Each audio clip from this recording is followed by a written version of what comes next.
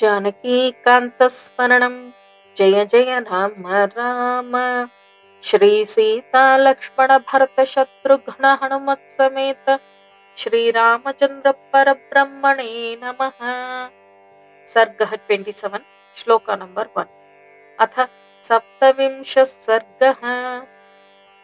इत्युक्ता सीतया घोरं राक्षस्यः क्रोधमूर्छिताः काश्चिज्जग्मुस्तदा ख्यातुं रावणस्य दुरात्मनः। ततः सीतामुपागम्य राक्षस्यो भीमदर्शनाः पुनः परुषमेकार्थमनार्थार्थमथाब्रुवन्। अद्येदानीं तवानार्ये सीते पापविनिश्चये राक्षस्यो भक्षयिष्यन्ति मांसमेतत् यथा सुखम्। सीतां ताभिरनार्याभिर्दृष्ट्वा सन्तर्चितां तदा राक्षसी त्रिजटा वृद्धा प्रबुद्धा वाक्यमब्रवीत्।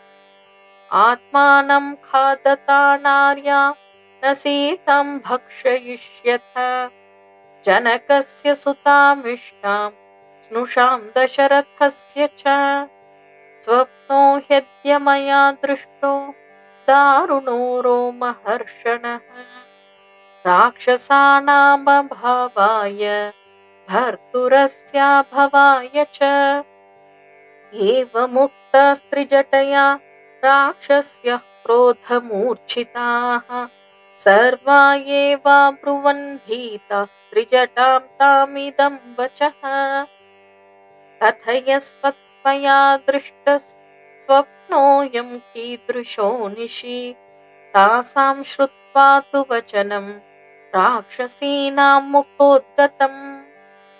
उवाच वचनं काले त्रिजटा स्वप्नसंश्रुतम् गजदन्तमयीं दिव्यां शिबिकामन्तरिक्षगाम् युक्तां वाजिसहस्रेण स्वयमास्थाय राघवः शुक्लमाल्याम्बरधरो लक्ष्मणेन समागतः।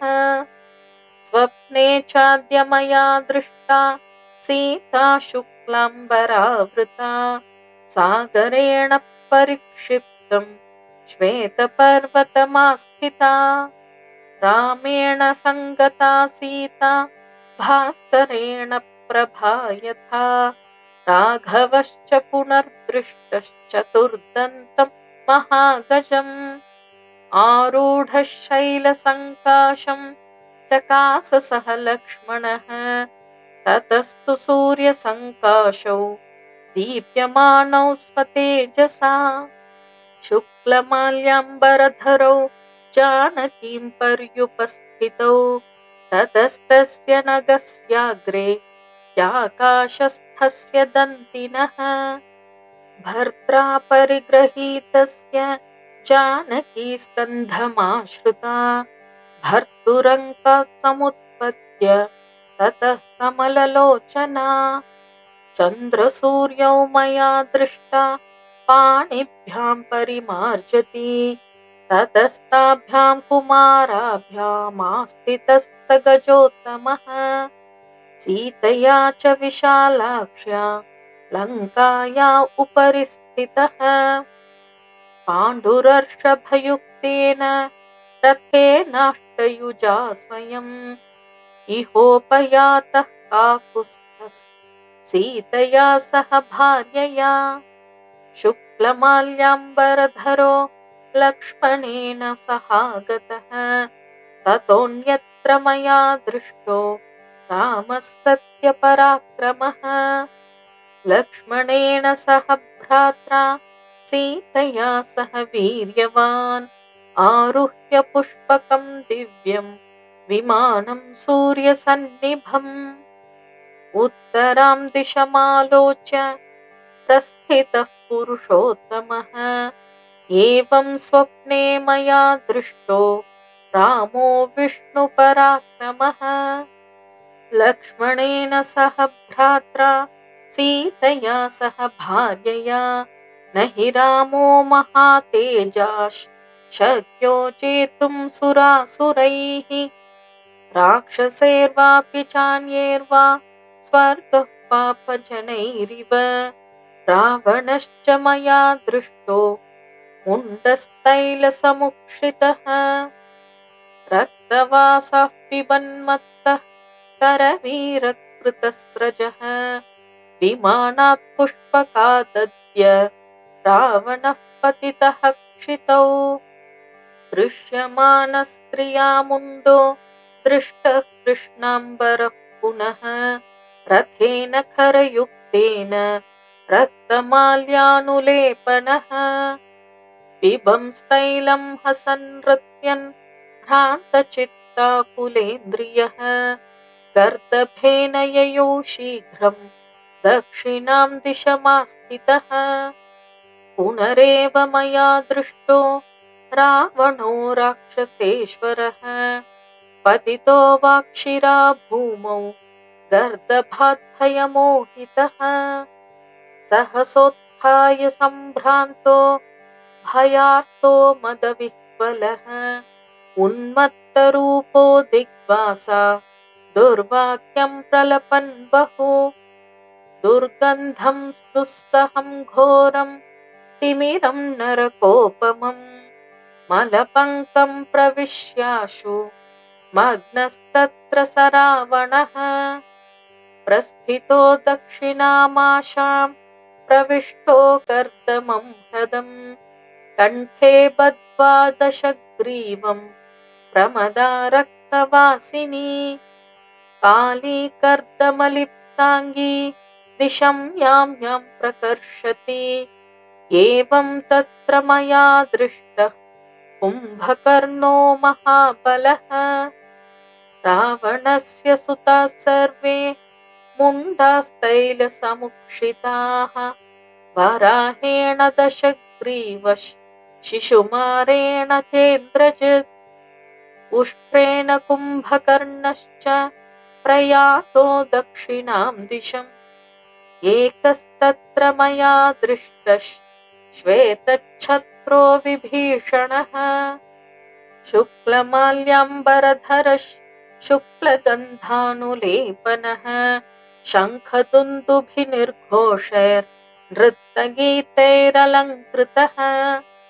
आरुह्य शैलसङ्काशं मेघस्तनितनिस्वनं चतुर्दन्तं गजं दिव्यमास्ते तत्र विभीषणः चतुर्भिः सचिवैः सार्धं वैहाय समुपस्थितः समाजश्च महान् वृत्तो गीतवादित्रनिस्वनः पिबतां रक्तमाल्यानां रक्षसां रक्तवाससां लङ्का चेयं पुरी रम्या सवाजिरथकुञ्जरा सागरे पतिता दृष्टा भग्नगोपुरतोरणा लङ्का दृष्टा मया स्वप्ने रावणेनाभिरक्षिता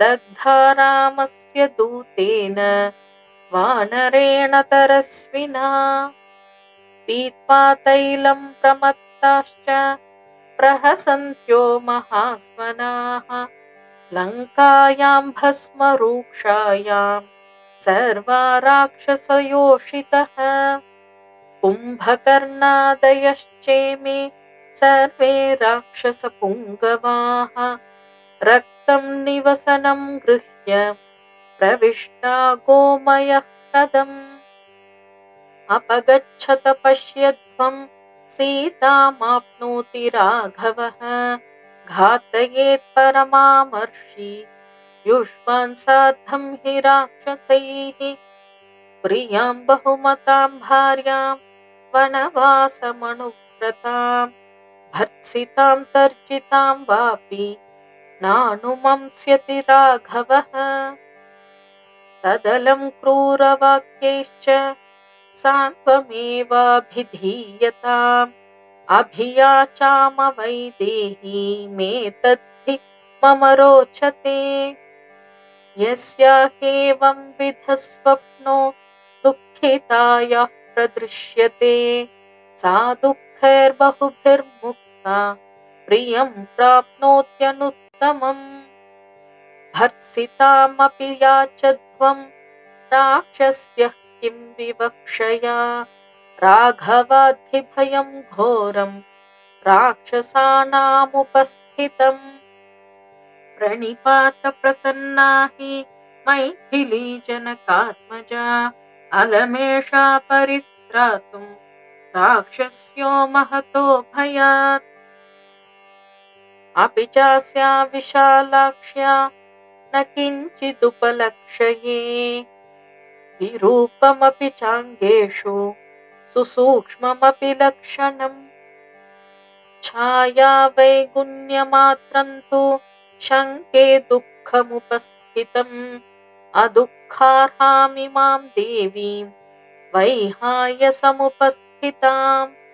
अर्थसिद्धिं तु वैदेह्याः पश्याम्यहमुपस्थिताम् राक्षसेन्द्रविनाशं च विजयं राघवस्य च। निमित्तभूतमेतत्तु श्रोतुमस्या महत्प्रियम् दृश्यते च स्फुरच्चक्षुः पद्मपत्रमिवायतम्। ईषद्भिः हृषितो वास्या दक्षिणाया ह्यदक्षिणः अकस्मादेव वैदेह्या बाहुरेकः प्रकम्पते। करेणुहस्तप्रतिमः सव्यश्चोरुरणुत्तमः वेपन् कथयति वास्या राघवं पुरतः स्थितम्। पक्षी च शाखानिलयं प्रविष्टः पुनः पुनश्चोत्तमसान्त्ववादी सुस्वागतं वाचमुदीरयाणः पुनः पुनश्चोदयतीव हृष्टः। ततः सा श्रीमती बाला भर्तुर्विजयहर्षिता अवोचद्यदि तत्तथ्यं भवेयं शरणं हि वः। इत्यार्षे श्रीमद् रामायणे वाल्मीकीये आदिकाव्ये सुन्दरकाण्डे 27 सर्गः। जानकीकान्तस्मरणं जय जय राम राम।